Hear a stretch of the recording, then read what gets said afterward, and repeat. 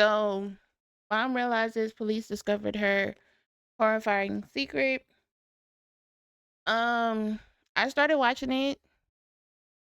So basically, her daughter went missing. Long story short. You need to go to medical. You want me to take you? Do you want me to take you to medical? Oh, trigger warning. Suicide. Trigger warning. Yeah. So if y'all not comfortable with that, exit out the video. Oh, oh shit. No, no, no. The footage you just saw was taken at the exact moment this woman realized that the police finally knew what happened to her missing 5-year-old daughter. Her life is about to change forever. The co-worker riding in the car with her had no way of knowing just how desperate Brianna had become, and what she did next would likely change his life as well. No, no, no, no, no, no, no, no, no, no, no, no, no, no, no, no, no, no, no, no. The majority of the following footage has never been seen before. Police became involved in the situation after 27-year-old Brianna Shantae Williams made this 911 call around 7 a.m. on November 6th, 2019. What's going on? I do not know where my daughter is. Hold on, I gotta pee.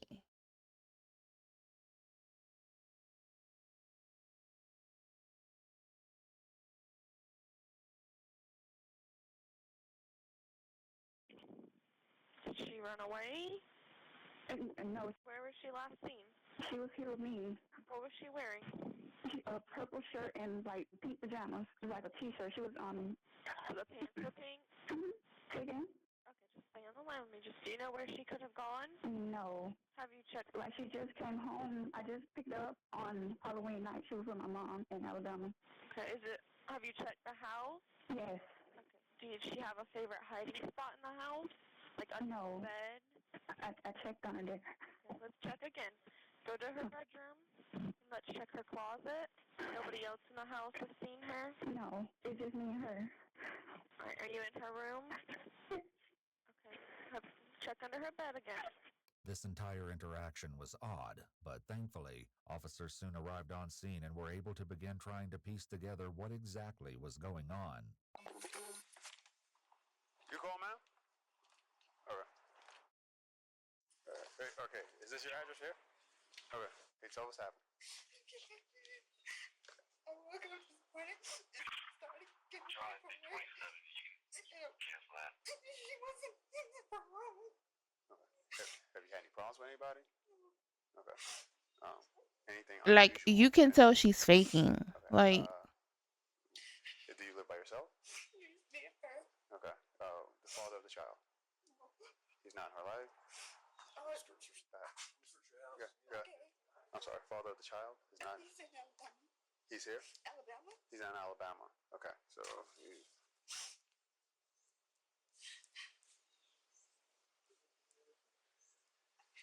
Any problems with anyone else as far as any custody dispute between you and him? No? Okay. Alright. Has she done this before as far as anything like try to leave or get out or mess with locks or anything like that? Okay. Show me which door was locked real quick. Oh, unlocked. Was it the back door? Okay. Yes. Okay. When did you move in? Like, I started moving stuff. Well, I signed a lease back in June, but the place kept getting broken. So I didn't want to move here, but I was like, leaving it vacant. It's putting it at risk. Okay. When did you actually move in? In June or? No, like a week ago, a few days ago. Okay. Today's Wednesday. Okay. Okay. Did you move in, let's say, over the weekend? Yeah. Alright. Alright. Actually, Brianna and Taylor had only moved in 3 days ago on November 3rd. Apparently, since June, Brianna had been paying rent on 2 properties, this house and an apartment across town. Police would get into the details of why she would want to do this later, because as you can see, she seemed more interested in her phone. So you said she does not go to school? She does not go to school. And we Who normally takes care of her when you're not available? Well, I'm not. She's with my mom Where's your mom at? in Alabama. Well, I'm just saying, because she's not in school, like daycare-wise. Where'd she go? Or Oh, she was with my mom. I just picked her up on Halloween. okay. Halloween was actually a week ago, so she didn't exactly just pick her up. Grandma. What's dad's name? Mari's Tate. Officers managed to get Brianna off her phone long enough for her to share contact details for Taylor's grandmother and biological father. Both Taylor's grandmother and biological father would need to be followed up with, but right now, the focus was kept local. Law enforcement from all over the city started to arrive on Ivy Street as several of the first responders searched the house. While they didn't find any obvious evidence, they definitely noticed a few things out of place. It's kind of odd with her. That's more than one. She had that. Right. There's more than one gun out. But the guns were out? Yes. Well, you see them right now. There's guns that are out. Okay. It's a shotgun out, it's a pistol out, and then there's an empty holster on the kitchen area. Taylor's bed, a pair of slippers, and an open box of crackers were found in one of the bedrooms. Her jacket and backpack were in the kitchen, next to a pack of unopened air fresheners. Besides this, though, there was nothing. No toys, no drawings, no family photos. The police likely had to wonder if this was just a reflection of the recent move, or possibly something more sinister. When looking closely at Taylor's bed, police noticed a reddish-brown substance on the side of the plastic headboard. A similar stain was found on the bedroom door. Fearing it could be blood, they did a quick field test called hemodent, which tests for the presence of mammal blood. The result was negative, but the officers would keep the stain in mind as the investigation continued. Investigators looked through every inch of the house, but didn't find the little girl. Besides being unlocked, the back door showed no signs of forced entry or other damage. Back outside with Brianna, the officers thought of another place to search. Is this your vehicle? Okay. Can you open it up for me? Does she have a favorite toy or anything like that she normally takes with her? Mr. Bear? Bam. You have a recent picture of it? There were more signs of the little girl in the car than inside the house, including a pink unicorn in the back seat. Something about the car, though, made the officer pause.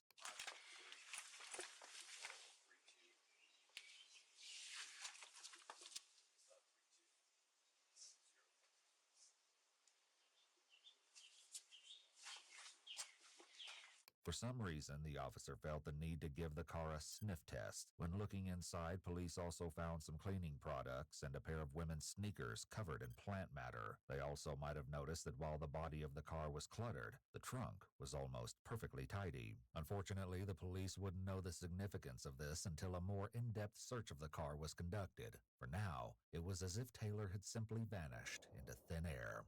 All units, be on the lookout for Taylor Rose Williams. Bravo Foxtrot, approximately 3 foot in height, 50 pounds. She was wearing a pink and purple t-shirt. Determined to find Taylor, the police launched a neighborhood-wide search effort. Ivy Street, as well as multiple adjacent roads, were taped off. Canine units were deployed to track Taylor's scent, but were unsuccessful. Even a helicopter was used to canvass the area, with an equally frustrating lack of results. An Amber Alert was sent out, asking people to be on the lookout for Taylor. Unfortunately, the first attempt used the wrong name, claiming that the missing child was named Brianna. This was corrected in a subsequent alert. This is a picture of the young lady. You remember seeing a little girl here? Never seen. Never seen. I saw him the other day, but I never seen a kid. I've Never saw a seen kid. a little girl with them. Huh. All trash pickup was halted for the neighborhood. Any refuse that had already been removed was recovered from the trucks and spread out for police to comb through. This would eventually provide the most promising lead, but it was just going to take time and a strong stomach to find it. It would take quite a while for officers to find anything of substance as they canvassed the neighborhood, though. So for the time being, the investigation proceeded in other directions, too. Brianna was brought in for an interview, and police hoped she could give them a better idea of how her 5-year-old daughter managed to apparently drop off the face of the earth. The following footage has been analyzed by a qualified team, including a licensed professional counselor, a former detective, licensed polygraph examiner, and former hostage negotiation commander and instructor, and a certified crime scene investigator, certified instructor for the State of Florida Commission on Criminal Justice Standards, and a graduate in crime scene investigations for violent crimes.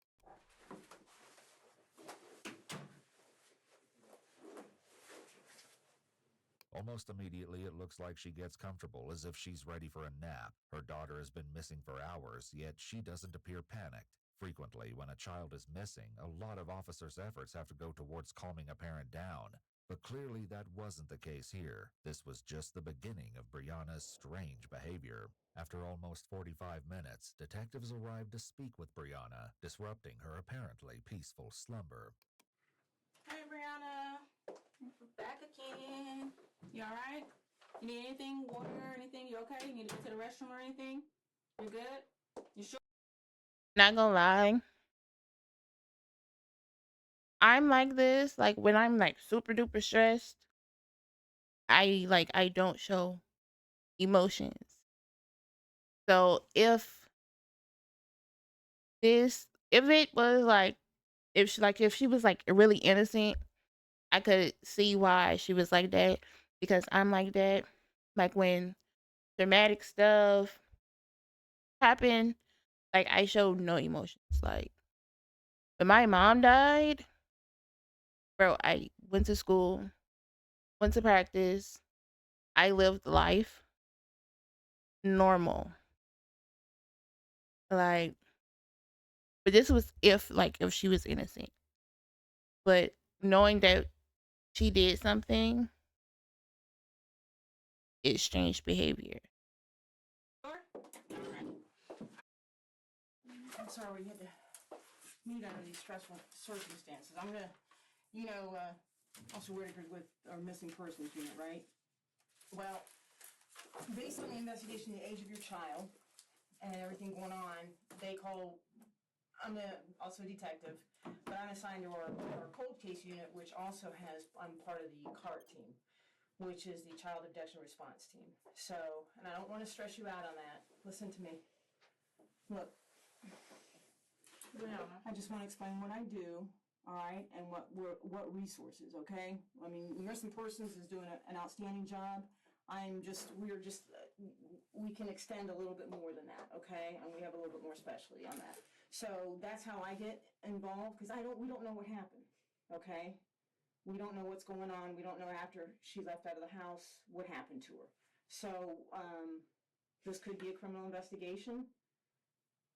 You understand what I'm saying, hon? Look at me. Listen to me, okay? We're doing everything we can. We got everybody out there looking for her, okay? We've got everything going, but I want to make sure we cover everything.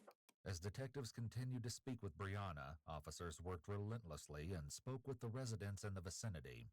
Something going wrong? She's missing. The little girl supposedly that lives here is missing. You remember seeing a little girl here? Never seen her. Never seen her. You're the second person that said that. So. And how long have they lived there, you said, do you think?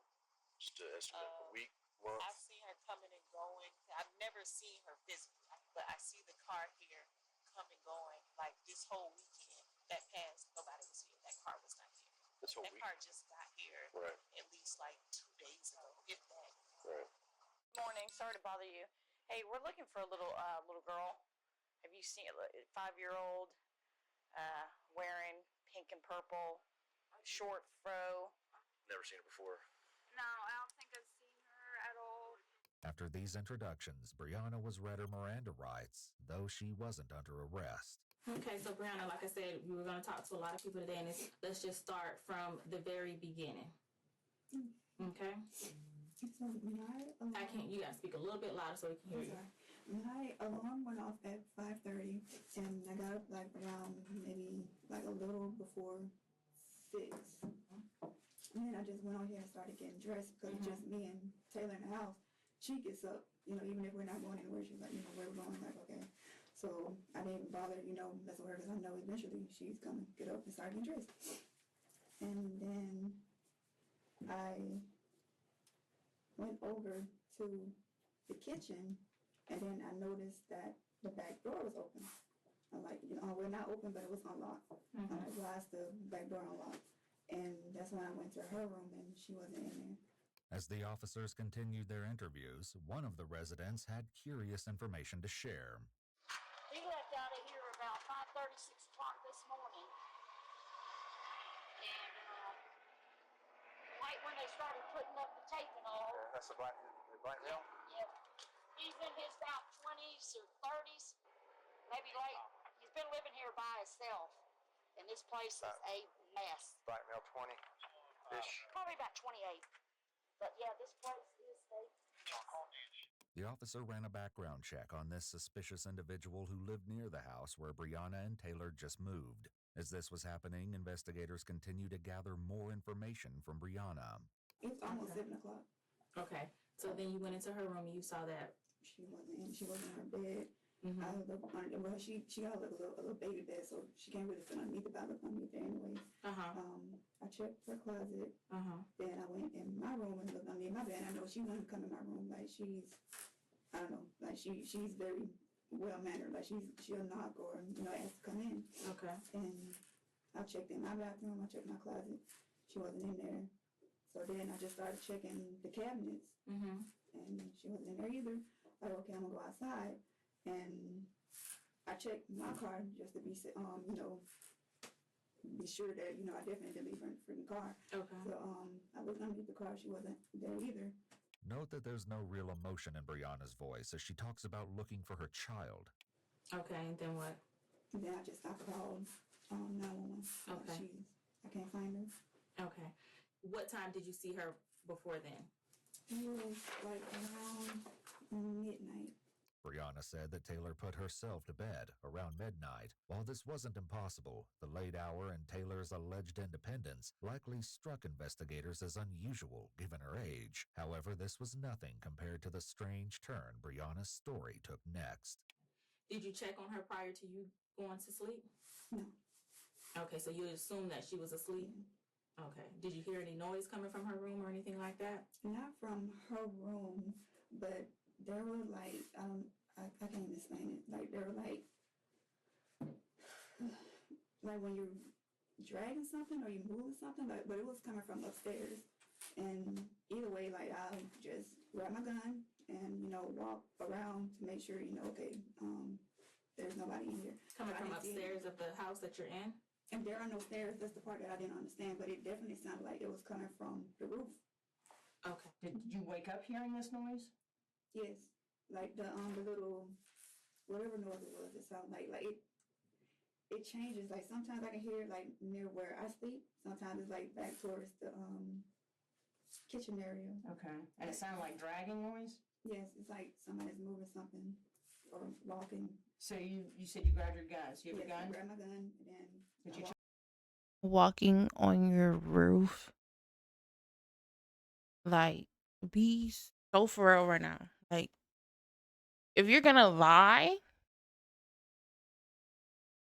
have it make sense. Like, what? check the house? yes, I walk around the open spaces that I know people can come in through. And I didn't see Did you go outside and check? I didn't go. Okay, so you just checked around the house? Yeah. Did you go in your daughter's room at that time and look in? No. Okay. Brianna said that she didn't see anything amiss when she searched the house and that all the doors were still locked. Still, if she was alarmed enough to arm herself before walking through the house, it makes no sense that she wouldn't take a few seconds to check on her sleeping child. Literally, like, if you're gonna check, why not peek your head in your kid's room? It makes absolutely no sense. Like, anytime I come out my room, the way my apartment is set up, my room is like at the end of the hall and his room is like by mine. No matter if I'm coming in here to stream or go to the bathroom, I'm gonna peek my head in to make sure my kid is okay. The officers and residents shared a similar sentiment. I hope they exhausted the parental angle. You know what I'm saying? Knocking on every door we can. What kind? Okay, now that she was missing since midnight. Yeah, purple PJs on. The back door was probably open. What mother don't check on the child? My son and grandson stay with us, and my son is 36. As a habit, I go right past the room to make sure he's still breathing. Right. So, if you heard the noise, why did you say you didn't go into her room? Cause I had a gun, I didn't want to go up in there. Then, she got bars on her window, so I just assumed like you can't get in there.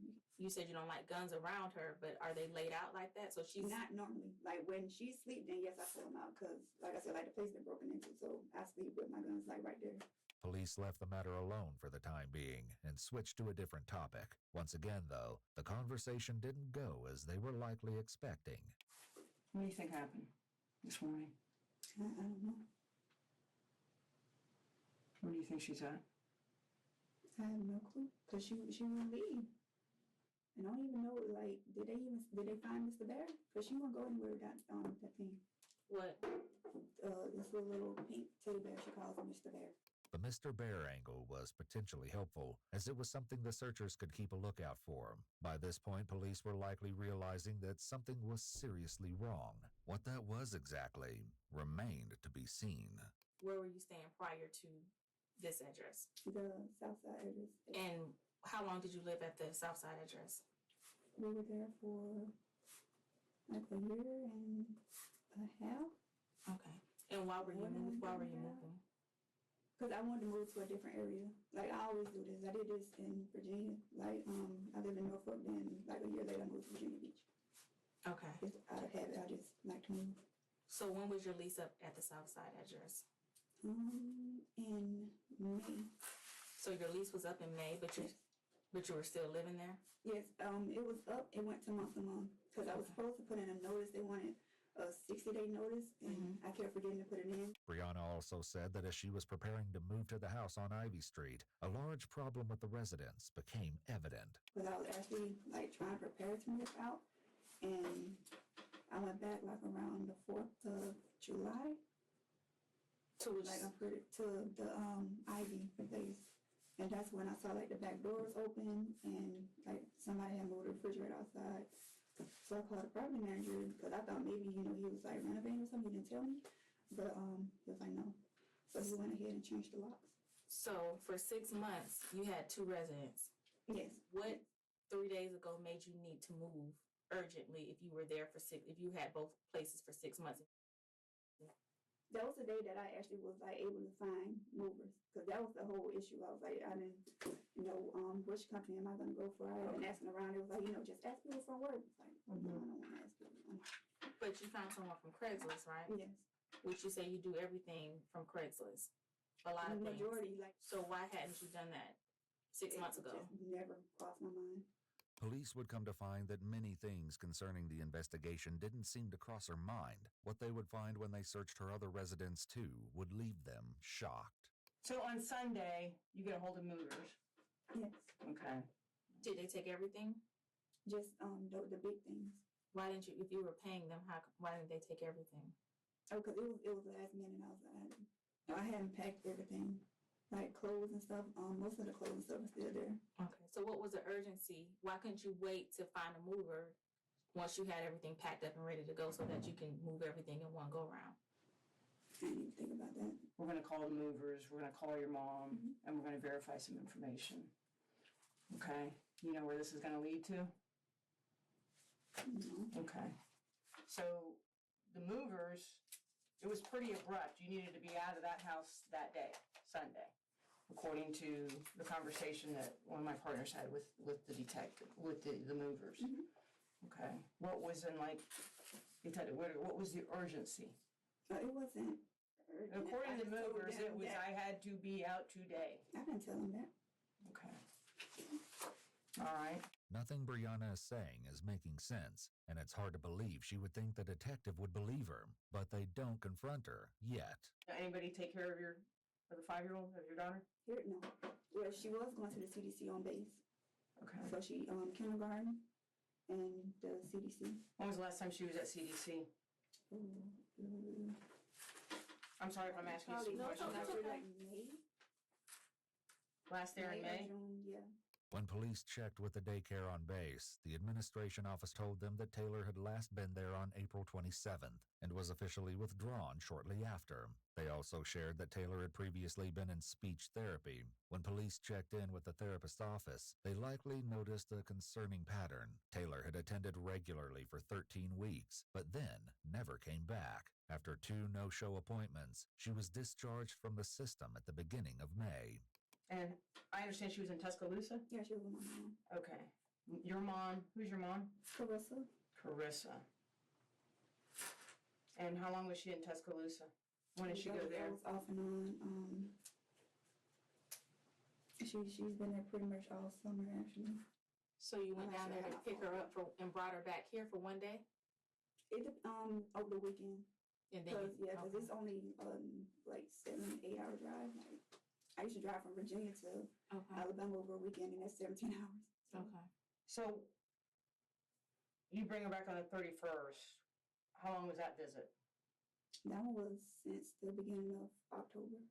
So the full month she stayed in October with your mom, Carissa. And prior to you dropping her down there October 1st, or the first part of October, when was the last time she was there before then? Like the first week of September, she was here. Mm-hmm. I think whenever the storm hit. Would your mom be able to tell us what days when she last saw your daughter? So I think we have her number, right? Yeah. So if we call her, she's going to say that she saw her in the month of August. Yeah. Okay. Brianna had no way to know that the police had already spoken with her mother, and they would confront her with what Carissa told them soon enough. Okay, so when she was here with you, during the weeks or weekends and you had to work, who was watching her? Oh, no, like when she was here, like those days that I'm off, so no one is watching her besides me. So since you've gotten back on the 31st, you have not been to work? No, Okay. I'm still on leave. You're on I'm leave. leave until this morning. How long have you been on leave? It's been since October the 29th or 30th.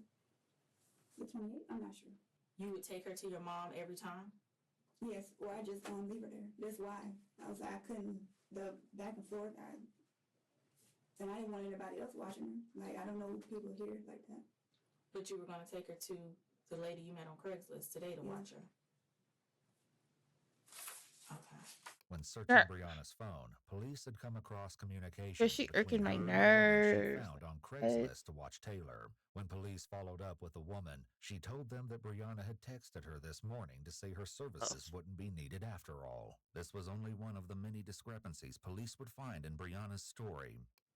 You said your hours changed, so did you change positions or your job title or what? No, just the hours. What is the norm? What is it supposed to be? Oh, I don't know the rotation. You don't know your rotation at work? Not the duty hour rotation. So you don't know, you couldn't tell me right now when you were going to be on call next? If I had my planner, I could, but not now. My planner on my phone, put them in there. So how I think Friday would be the next time I had duty because I was on leave, so. Standing duty was part of Brianna's job as enlisted Navy personnel. This tended to be a 12-hour shift, once or twice a week. The fact that Brianna didn't know her duty schedule, especially since she claimed she would have had to arrange childcare whenever she was scheduled, was odd. However, this paled in comparison to what police were about to reveal. They called your mom. Mm-hmm. She hasn't seen your daughter since January. Yeah, she has. Okay. Why did she say that? In comparison to what police were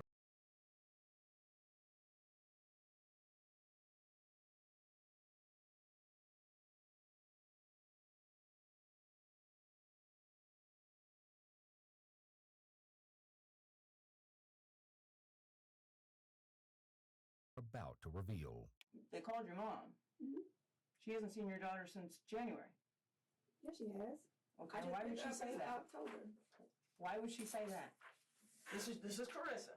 This is your mom. That's my mom. Why would she say that? She would not say that.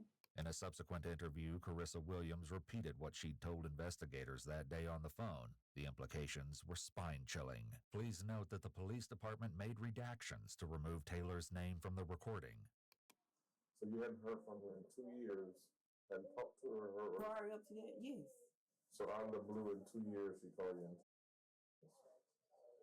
No, it didn't go quite like that. Well, tell me how it went. Yeah, he couldn't bring it in my personal business. It's hard to imagine anything more personal than a missing grandchild, but Carissa still seemed reluctant to go into detail about what she knew. I want you to understand the severity of what you're doing. I know. Okay. Yeah. And with me wanting you to understand the severity of what's going on is, I don't care about anybody's personal life. We are going to find, and whatever happens, whatever gets in the way between us, we got to deal with it. Mm-hmm. That's not a threat. That's a promise.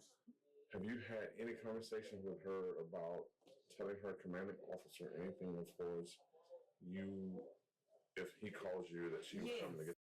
That's the part that I didn't get. That she did. This was just last week. Tell me about that. Now she did call whatever date that I want to say it was Halloween. I want to say it was actually the day of Halloween. So last Thursday, 31st. Yes.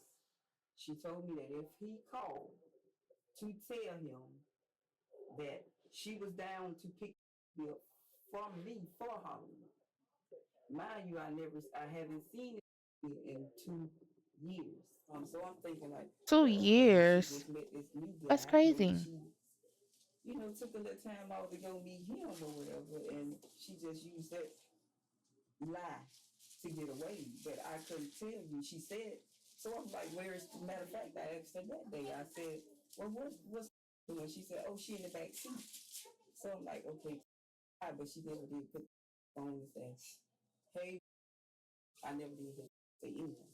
Police followed up with the man Carissa alleged Brianna had recently started seeing, particularly since Brianna hadn't mentioned him, and in fact insisted that she didn't have a boyfriend. However, he didn't have much information to share. He was only vaguely aware that Brianna had a daughter, and assumed that the little girl had been staying with her father when he and Brianna were together. When police checked with Taylor's father, Maurice, he hadn't seen the little girl lately either. All he could tell them was that the last time he did see her, at the funeral for Brianna's grandmother, he didn't think she was being fed enough, as she was very small. He added that he had a difficult time checking up on Taylor after that, though, as Brianna changed her phone number frequently. Maurice provided investigators with a DNA sample and said he was willing to assist in any way that he could. Back with Brianna's mother, Carissa told police that she'd previously watched Taylor for extended periods of time, but that ended when Brianna enrolled her in daycare on the naval base. The last time she'd seen the little girl in person was also at the funeral for Brianna's grandmother.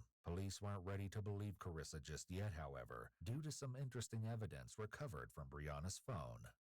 I can tell you it's pinging at a tower in the vicinity of this area that it's pinging off of. What's throwing us for a loop right now is if she's living in Jacksonville, why is her phone pinging right now at all? Despite this, Carissa swore that she hadn't seen Brianna or Taylor on Halloween. Police were still working on downloading the data from the GPS in Brianna's car to determine an exact route, so soon enough, they would know for sure who was telling the truth. The search of Brianna's phone turned up something else concerning, too. Police found a text message conversation in which Brianna had told a former co-worker in Virginia that Taylor had become a nightmare, as she was, according to her, stealing food and misbehaving. In Alabama, Carissa was so adamant of her innocence that she got Brianna's father, Wayne, on the phone to join the discussion and brainstorm what might be going on. I don't understand why she would even lie and say that she was picked up from me. Man, she lied on me. I never been in trouble a day in my life. She is lying. She's trying to cover up something. Not sure what it is. She is lying. You have no idea what she's trying to cover up, though. I have no idea what she's trying to cover up. That's the one thing I don't know. Someone was lying, but whether it was Brianna or Carissa was yet to be determined, as was the exact reason of why. Investigators would follow up on the Alabama lead, but as promised, also caught up with the movers Brianna had hired on Craigslist. They had nothing reassuring to say either. They never saw your daughter. They never saw you put her in the car. They never saw her at the other house. They never saw her. Why is that? I didn't want them to see her. Why not? Because I don't know them like that. Well, I mean, you're not introducing me to her, but how did you leave her at the house on Southside and then go to Ivy without her? They never saw her. They never saw you put her in the car. So what happened? Nothing happened. Well, where was your daughter? She was with me. She's always She with wasn't me. with you.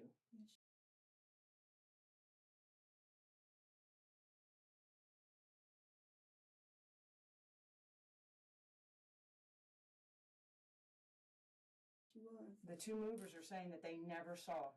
They heard water running, and you said that she was in there, but they never saw her. If what the movers were saying was true, it seemed like Taylor hadn't been at either of Brianna's residences. Carissa said she hadn't seen the girl in 2 years, and the child care records on the Navy base showed that Taylor's attendance became spotty throughout the month of April, and she was officially withdrawn back in May.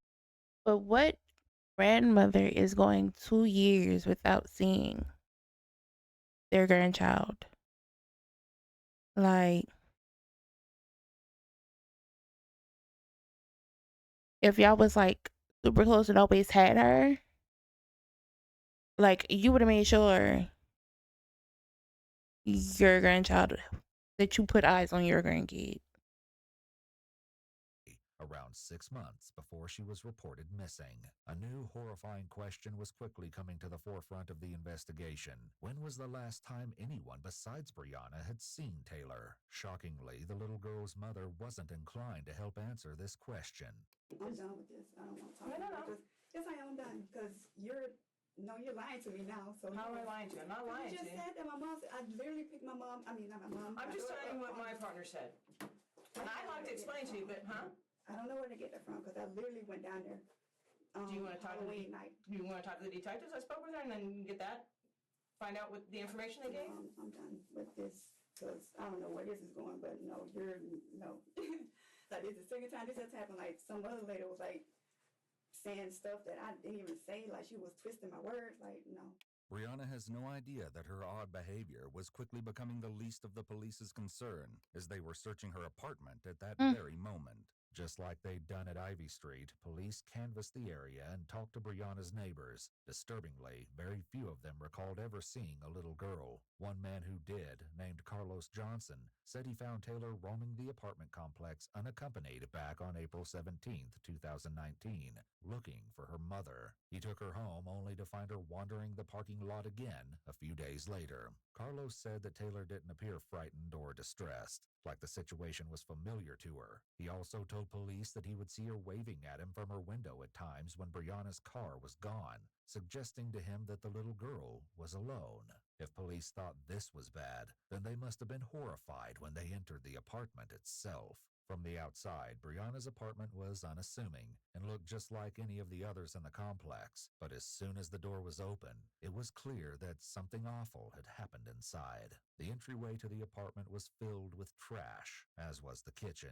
It was so cluttered with random items and refuse that it was nearly unusable. The living room was not in any better condition, having been taken over by a heaping mountain of trash and personal belongings. It seemed no effort had been made to separate the two categories. There were children's toys and clothing included in the mess, most stained with what appeared to be feces. One of the toys in particular probably stood out to police, thanks to Brianna's description.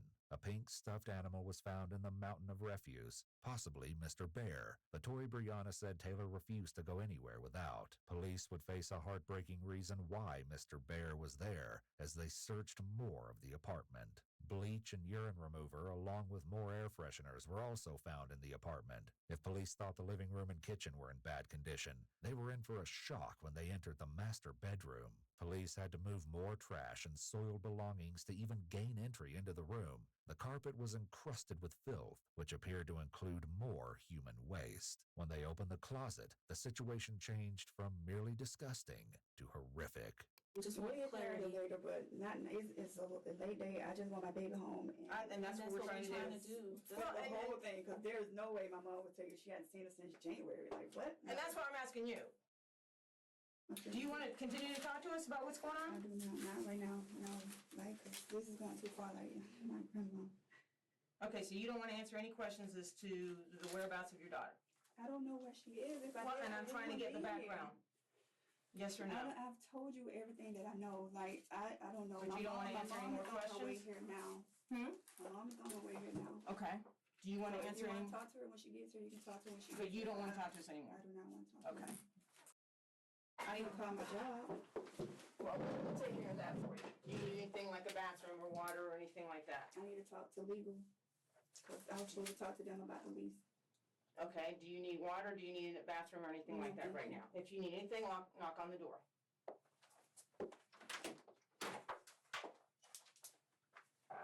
The detectives would revisit Brianna in a bit, but went to check in on other aspects of the investigation. By this time, it was no longer just the Jacksonville police involved in the search. They'd been joined by the Jacksonville Sheriff's Department, the Alabama Bureau of Investigation, FBI, and even the Naval Criminal Investigation Service, or NCIS. Additionally, the neighborhood canvass around Ivy Street continued the whole time Brianna was at the police station. Just before 10:30 p.m., officers in the area ran into a surprise visitor. What's your relation? My father. Her father. Okay. All right. Give me 1 second. In short, again, the sergeant really, we don't have much to say right now. If you want, you can go down that way, towards the command post, and let them know your relation. But there's, don't have any information. Can't tell me where she is. Back at the police department, Brianna was still in the interrogation room. If she was worried about her daughter or even concerned about what police might find when searching her apartment, she did a fantastic job of hiding it. She was left waiting but found a few ways to help pass the time, including fixing her nails, redoing her hair, and going to sleep. 4 more hours went by, during which Brianna again attempted to get some sleep in the interrogation room.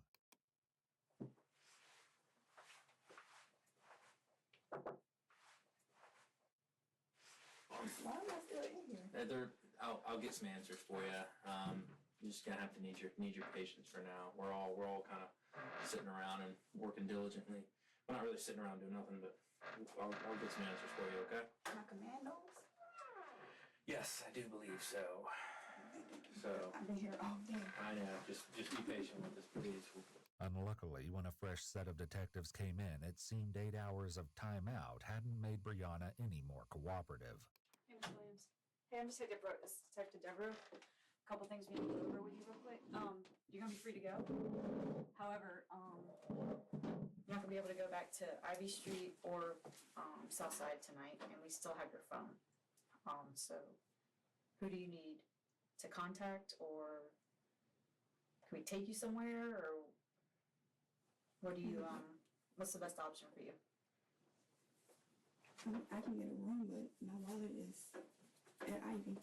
Brianna never came up with any options of her own, so the police called her command, who sent a petty officer from the base to come pick her up. Notably, over a total of more than 11 hours spent at the police station, Brianna never once asked for an update on the search for her daughter. When Brianna's That's mother sad, Carissa bro. heard about her daughter's lack of cooperation, she was perplexed. Why wouldn't she want to talk when her is missing? You know her better than I do. Because some of I've never the seen things, a lot of, well, I can't even say some of the things, a lot of the things just not adding up to me. We can agree on that. Investigators also asked Carissa some questions about Brianna's personality in general to see if it would help make sense of her odd behavior. How is she? Is she like an emotional person? Your Do mom she raised- shut down if she feel like it's getting too much for No, her? I'm just saying if something traumatic happened, is she one that's going to show emotions? Use an example. Your mom was funeral. How was she doing that? But she didn't cry. No, she didn't cry. No. Brianna was reportedly very close to her maternal grandmother, who had raised Brianna for a large portion of her childhood. The fact that Brianna did not express grief at the time of her death may have stood out to police as eerily similar to her behavior in the interrogation room. Investigators also learned that Brianna was known to visit her grandmother's gravesite in Alabama regularly. So regularly, in fact, that more than one friend suggested the police search that area for Taylor too, and that's exactly what they did. Over the next week, the search expanded from Jacksonville, Florida to the area surrounding Linden, Alabama. Before Carissa's interview concluded, police had one last question for her, probably the hardest one yet. If she did something by accident, would she tell you? I'm not sure. That's why I wanted to talk to her.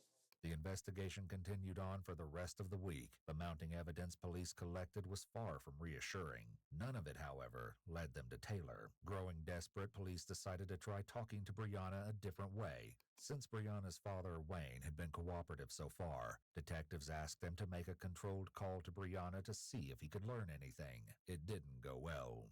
Yeah, I've been thinking, and I was wondering, is there anything you can do? Anything you remember? Anybody look wrong or anything? You know somebody that might have? Everything I know. They know everything with your phone? I mean, even other than that, but they know everything I know. Okay. What's in your phone? Sometimes, like, what would help us? I don't have anything extra. Like, They literally have everything. like what we need to find. You know what I'm saying? If you tell me that, I can call them. See what I'm saying? I still got to check the number down, check the K number. I can call him and tell him what to look for in your phone. But how am I supposed to know what to look for on the phone? Yeah, but I thought. Man, I don't want to talk about this right now. I'm trying to go to sleep. Like, I don't know what else to tell y'all. Y'all keep calling me and asking me the same questions over and over again. Like, trust me. Brianna's annoyance raises a host of red flags. What she did next, though, stood out the most. You said everything's in your phone, but what else can it do to find? Look, I don't know. Yeah, but shut up on me. I can't believe she hung up on me. Police had better luck when they recruited two of Brianna's closest friends, Chelsea and Dorielle, to also try and make a controlled call. Hey. How you doing? Okay. You just been resting today? Yeah, I ain't going nowhere. Go by the water. Chief said anything to you today? No. He called and asked if I needed something from the commissary, but that was it. You ain't talked to your dad about it today? No. Yeah? No. Did he go back? Yeah. Is your mama gonna come down? I have no clue. You're so quiet. You miss us already? No. You don't miss us? That messed up, bro. Just because you mad. What? I'm gonna put the damn mouth out. Anything been on your mind today? You had anything on your mind today? No. With Taylor's disappearance so fresh in everyone's minds, there had to be a reason that the case wasn't weighing on Brianna. As was becoming typical, she didn't seem inclined to share what that reason was. Like, ain't no, like, coverage on Taylor no more. Like, everything that kind of, like, died down.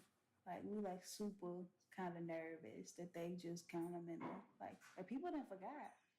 Like, basically, they just, like, they moving on in the world. And what? They just gonna forget her? We need you to say something because, like, that's the only thing I feel like that'll bring, like, some light back to her story. Some. Well, we really just want to know just what's going on. We still, like, you know, we're going to be there for you. And we want to be there too. We want to know what's going on for that closure. I don't even know what's going on. You ain't heard nothing? No, like, nobody talks to me. Like, the only time somebody call for me is, like, oh, what y'all doing? I'm doing, I don't know. I'm pretty sure my chief is doing it to make sure I didn't off myself. Because he calls, like, very randomly. People coming knocking on the door like, oh, you're not who I'm looking for. Bro, you know what room this is. Like, don't do that. Yeah. Especially you the CDO, too. Like, you're the, the duty person. Yeah. I know why you here. Don't act like, you just popping up here. Time would soon reveal that the Navy command had been more on top of things than anyone could have imagined. Brianna's co-workers weren't the only ones who'd been attempting to check up on her. Did your mama come down there? Because she had told us that, well, she had told her daddy that she was coming down yesterday. She been coming since Wednesday. I was about to say she's been coming there since the day that it happened. But, like, she just... Like, I've given up on her. Like, I don't know what the hell going on with my mom. I think you might need to ask her, like, why y'all story's different. Like, why you saying that if she, she really was here? Why, like, what that's about? You need to ask her that. Good, you think I'm gonna get her true answer? That's all this. I don't know, but you don't want to at least want to know why she's saying that? Like, what is her I reasoning? mean, I do, but do y'all really believe she's gonna tell the truth? She hasn't told the truth yet. I don't know what her reasoning is for this, to keep the lie going for so long. Cause I mean, it's too late now. She can't backtrack. Chelsea and Doriel then asked Brianna about the possibility of there being evidence in the apartment she left when she moved to the house on Ivy Street. Do you think it's something maybe in the old apartment that they'll find that'll help? Like, no. Figures? Because if they did, they would have found her. Remember, they done closed out both of them. They've been closed out for, 3 days, 4 days, almost a week. Police had, in fact, found shocking evidence in Brianna's apartment, specifically the bedroom closet. Brianna had to have guessed what they'd found, but still chose to remain silent on the matter. So, Brianna, you hadn't thought about, like, her just being out there by herself? You know she's scared of everything. Like, that, you don't think about that? Girl, I don't want to think about that right now. I mean, well, I've been thinking about it. Okay, then don't think about that. It's cold. That's kind of why I think I can't sleep knowing that it's, and you know how innocent she was. Like, she really cling to the people she know. I think that's why it's eating me up so much. Hauntingly, Brianna's only response was silence. if he think it's a good idea, would you be okay talking to detectives again? Yes. Yeah. The same ones, or you want some new ones? Oh, hell no, not that lady. Okay, bruh, that's what I was gonna ask you, man. Not talking to that lady. Based on Brianna's lack of cooperation and some other concerning evidence that would be addressed soon, police decided to place her under round-the-clock surveillance. It didn't take long for this to pay off. Early on November 11th, just 5 days after Taylor went missing, Brianna was seen donating some of Taylor's belongings. This included stuffed animals, clothes, and even some unopened packages of toys. Around the same time, the efforts of all the officers digging through countless heaps of trash finally paid off. They stumbled upon a box addressed to Brianna, along with certificates from the Navy with her name on them. This wasn't what they were most interested in, however. Also in the trash were several notes from the daycare center on the Navy base, requesting a change of clothes and a toothbrush for Taylor. In the trash, police also found several art projects, which police assumed had been made by Taylor. One of the projects was a handmade card from Taylor to her mother. Why Brianna didn't want these items, especially when her daughter was missing, was a mystery. There was also still the issue of what was discovered in the closet in Brianna's apartment. To say it was disturbing would be a massive understatement. One of the first things investigators noticed was a foul odor emanating from the space. It was impossible to say if this was a result of more feces found inside or the mysterious stains covering the walls and carpets. It seems a minor effort had been made to control the smell by sprinkling baking soda on the rug. Police took multiple DNA swabs from the inside of the closet, collecting samples from the walls, floors, and each stain. It would take time to receive DNA results, so they also conducted a field test to determine if any of the stains were human blood. Dismayingly, while the swabs didn't immediately indicate blood, many of the stains on the walls reacted when sprayed with luminol. Fearing the worst, police opted to have a cadaver dog brought to the apartment. However, the smell of feces and trash was so overwhelming that the dog was unable to effectively alert. Police resorted to ripping out the carpet from the closet and taking it outside.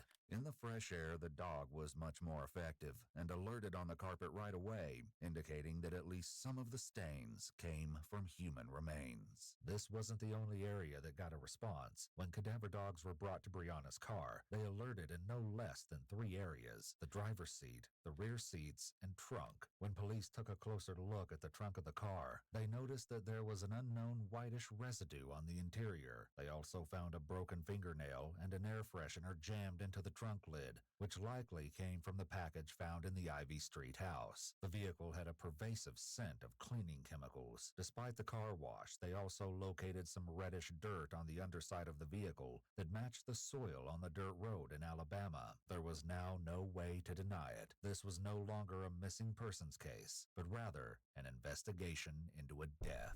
Brianna's mother had feared this outcome all along. What's your honest opinion on what you think is wrong? To be honest, I think she flipped the switch. What will only make her flip the switch? Does she have a temper problem? I never witnessed it. Were you aware of it though? Were you witnessing about? you were aware of it? Of her having taken part, even though you're saying you haven't witnessed it, are you aware that she has one? What make you think she could? So I would say just speaking with her dad. He just told me. No, he just said, she gets angry at like the simple things. He just asked her to tell his girlfriend thank you, and she got so mad that she just blocked him on all social media and completely stopped talking to him. Police plan to place Brianna under arrest on November 12th, following a final gruesome discovery. The charges she faced at this time were child neglect and providing false information to law enforcement officials. Her chief was sent to pick her up on base and bring her to the police station for booking. However, no matter what he may have expected, what happens next is so shocking. Okay, so this is the clip from the beginning of the video. The trigger warning again. Trigger warning. Seizure, suicide attempt, all that. But I wanted to say, like, what made her do this? Like, was it the man she was seeing? Was it like undiagnosed health problems? Like, what? Like, you don't randomly just off your kid. Like, what was the problem? It must have shaken him to the core. I hate watching bad news, stuff like that on the news, and I hate going back and forth with it, everything's going on. But now they're saying that you're a person of interest now. Yeah. I mean, oh shit. Open the door. Open the door. Go. Oh shit. Yeah. Should I have some napkins or something? You okay? Oh, shit. Yeah, take that.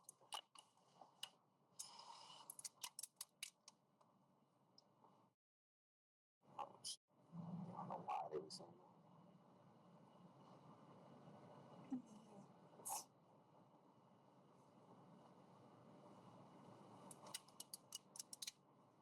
Just take a sip.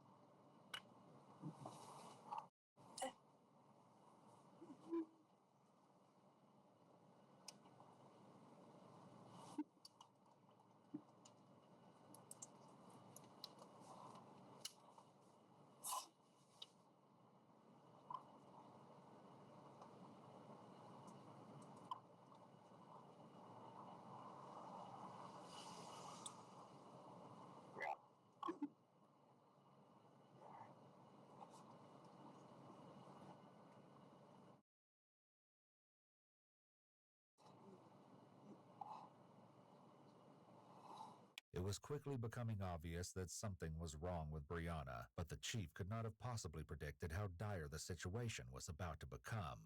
I don't know why.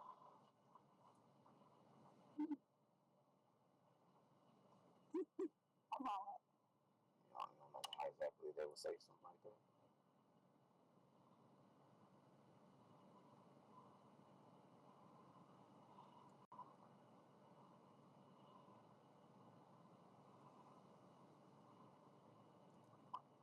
You need to go back to your room and lay down and everything.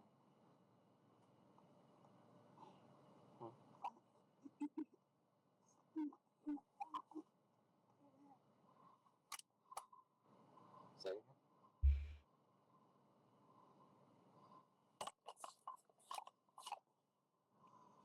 Hey, you gotta say something. Say something.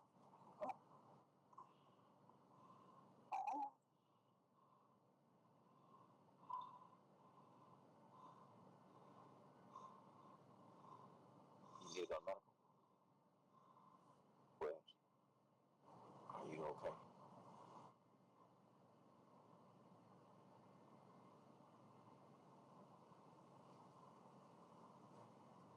Williams, you need to go to medical. You want me to take you to medical?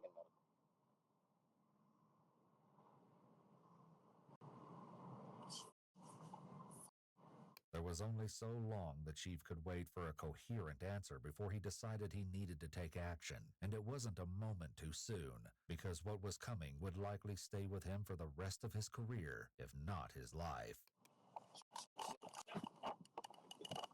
Sorry.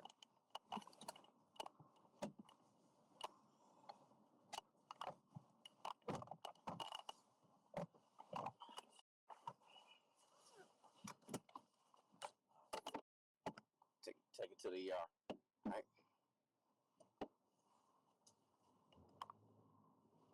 Oh, shit. You not, no. Williams,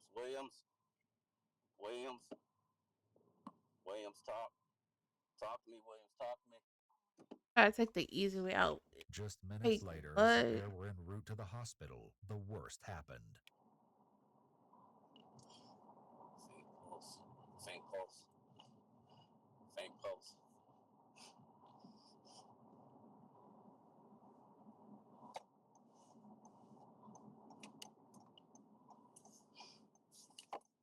Oh,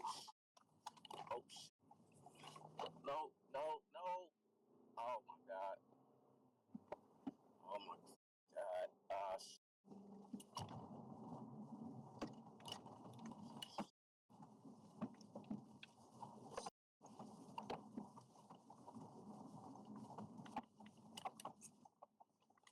Run it.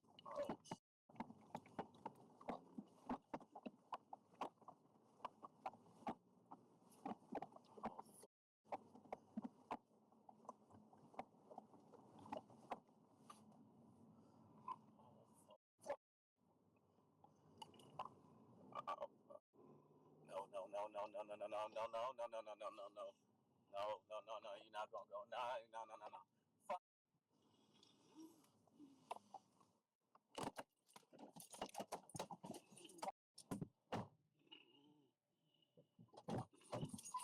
Come on. You ain't going on me like that. Come on. Shot. The chief arrived at the Navy base emergency room just moments after Brianna's massive seizure, and she was still deemed to be in critical condition. There was only so much the doctors could do without knowing what was wrong with her. Brianna slipped into a coma and was placed on life support. Her condition was determined to be unstable. While Brianna's fate was up in the air, elsewhere other questions pertaining to the investigation were finally being answered. Police finished downloading the GPS data from Brianna's car. It confirmed what they suspected based on her phone records, showing that she had made 3 back-and-forth trips to the Linden, Alabama area between October 31st and the very early hours of November 3rd. Police retrieved video of Brianna getting gas along the route she took, though it was impossible to tell if Taylor was in the car with her due to the vehicle's tinted windows. They also found evidence that Brianna had stopped at a car wash on November 4th. Security footage from the business didn't show anyone else in the car with her.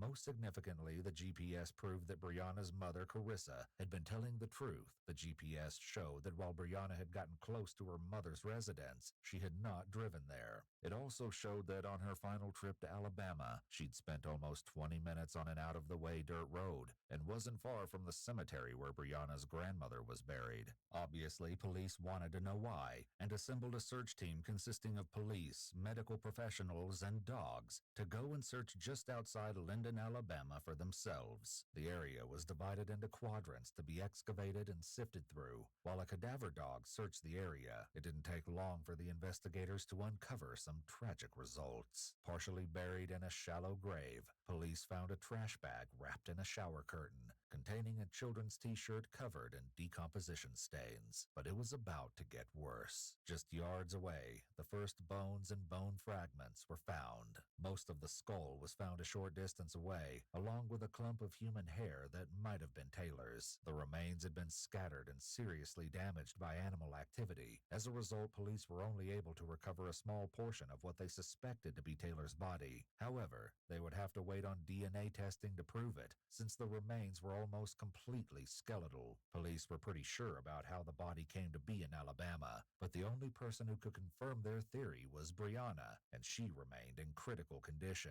A search of Brianna's quarters on the Navy base led investigators to believe that Brianna had ingested laundry detergent. Once they knew what they were treating her for, doctors were able to more effectively intervene and saved Brianna's life. Once she was discharged from the hospital, she was brought back to the police station and given one more chance to tell her side of the story. Do you drink coffee or anything? You want coffee? Soda, water? Nothing? Okay.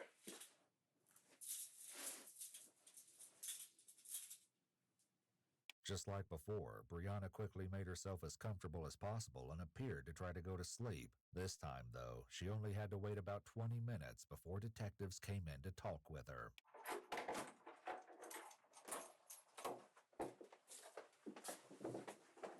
Brianna? Good morning.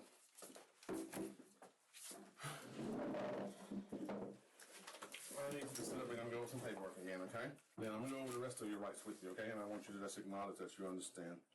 You do not have to make a statement or say anything. You understand that? I'm going to need a yes or no, okay? Is that a yes? Okay. The detectives advised Brianna of the rest of her rights once again. Hey, Brianna, did the nurse assist you with your throat issue that you were telling me about at the hospital? A little bit. Does it feel better today? Not complete. Are you normally just quiet all the time, just real low key, don't do a lot of talking? I am too. I'm kind of shy. Can you tell? Can you tell? First, we need to have a good conversation, so I'm gonna need you to sit up from that thing over there and stop leaning on that wall and talk to me, okay? Look at me when I'm talking. We've had an investigation going on for a while. Our investigation has led us to some things in Alabama, okay? And what we need to do today with you is we need to talk about what's going on out there. Now, where in Alabama are you from?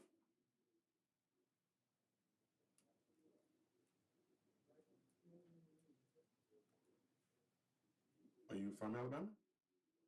Is that a yes? You gotta say yes or no to me, okay? I can't have head dialogues and we can't have misunderstanding. Are you from Alabama? I don't want to talk. You don't want to talk? Okay. You're tired? You don't want to talk? So you don't want to talk to the police at all? Okay. With that anticlimactic end to the interview, Brianna followed her pattern of behavior throughout the case and went back to sleep. Ultimately, police didn't need Brianna's cooperation in order to answer their remaining questions. 4 days after this failed attempt to speak with Brianna, on November 25th, DNA testing proved the remains found in the Alabama woods belonged to Taylor. As a result, Brianna was now facing charges of murder. Due to the poor condition of the remains and the fact that the searchers were only able to recover about 10% of Taylor's skeleton, it was impossible to determine a cause of death. However, analysis of her tooth enamel and skull showed evidence of serious malnutrition. They also couldn't provide an exact time of death and were only able to say that the little girl had passed anywhere from several weeks to several months ago, between May and November 2019. Given that the rate of decomposition is dependent on the size of the human and environmental factors, decomposition can start as early as 24 hours after death or as late as 72 hours after death. In conditions where the body isn't exposed to the sun and is in a climate-controlled environment, it would take at least 4 weeks for the body to begin to skeletonize. In this particular case, Taylor was a small, malnourished child and covered with a plastic shower curtain. This would slow down the rate of decomposition by locking in moisture and protecting the remains from bugs and direct sunlight. The issue of knowing the rate of decomposition in this case is the variable of animal activity, which could expose the remains to the elements at different rates. If her remains had no indication of animal activity, were wrapped in plastic and placed in the shallow grave shortly after time of death, it could take over 30 days to begin to see skeletonization. It's a very real possibility that the little girl starved to death, locked in a closet by her mother, and left to waste away in filth. The reason for the stains on the closet walls would remain a mystery, though, without a determined cause of death. In September 2022, Brianna pled guilty to second-degree murder. Though her attorney repeatedly requested she face a reduced sentence due to her exemplary military record, she was sentenced to life in prison. Though her incarceration will do nothing to bring her daughter back, at least justice for the innocent little girl was served. Okay, she absolutely needed more time. Maybe a needle or two. But what I don't understand is, okay, I'm speaking as a parent. My child has special needs.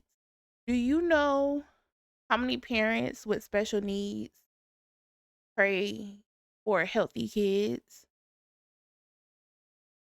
Like, don't get me wrong, I love my kiddo, I do. But I also prayed for a healthy kid. Like, why would y'all do that? I hope her life in prison, hell. Like, no cap. I think that's the only YouTube video I want to react to.